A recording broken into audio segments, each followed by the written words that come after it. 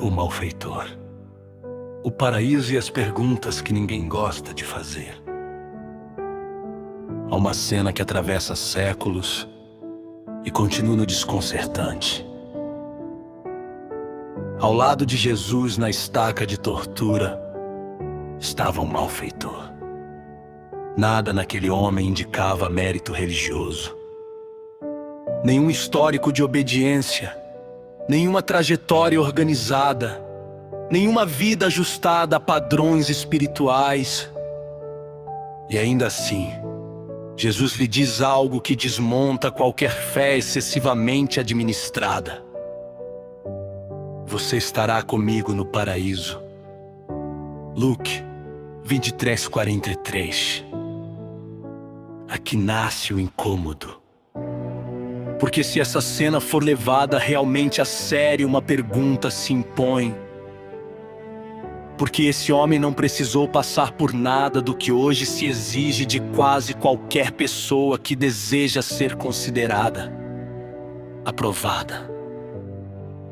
Não dirigiram estudo nenhum para ele. Ele não fez curso. Não passou por comissões. Não respondeu a questionários. Não foi avaliado por homens. Não teve tempo para provar constância. Não precisou alinhar sua vida a um manual. Não houve relatórios, nem cartas, nem recomendações, nem escritórios, nem códigos internos.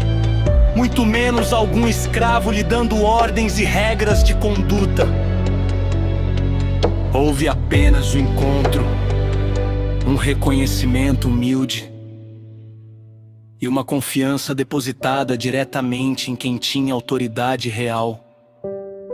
Se formos humildes para enxergar isso sem viés religioso de ninguém, considerando apenas a Bíblia e deixá-la falar, você vai comprovar que isso muda tudo. E dói no calo de quem precisa remendar argumentos para impor algo que não existe. Quando a fé vira procedimento, com o tempo, religiões criaram estruturas. Estruturas organizam, protegem, orientam. Mas existe um ponto perigoso. É quando a estrutura deixa de servir ao essencial e passa a substituí-lo. Quando o acesso à esperança passa pelo processo. Quando a salvação deixa de ser dádiva e vira percurso. Quando a fé que deveria aliviar começa a pesar. O malfeitor não foi salvo por entender tudo, nem por concordar com tudo, nem por cumprir tudo. Ele foi alcançado por misericórdia. E isso não é detalhe, é fundamento. A pergunta que ninguém quer responder: se aquele homem sem tempo, sem passado limpo e sem futuro visível recebeu uma promessa direta, o que isso revela sobre nós? Sobre a quantidade de exigências que criamos, sobre os filtros humanos que colocamos onde talvez só devesse haver compaixão, sobre a ideia de que alguém não fez o suficiente para merecer esperança. Não se trata de desprezar esforço, nem disciplina, nem mudança de vida. Trata-se de reconhecer que nenhuma regra humana pode ser maior do que o princípio revelado naquele madeiro. Quando um sistema exige mais do que Cristo exigiu, algo se perdeu.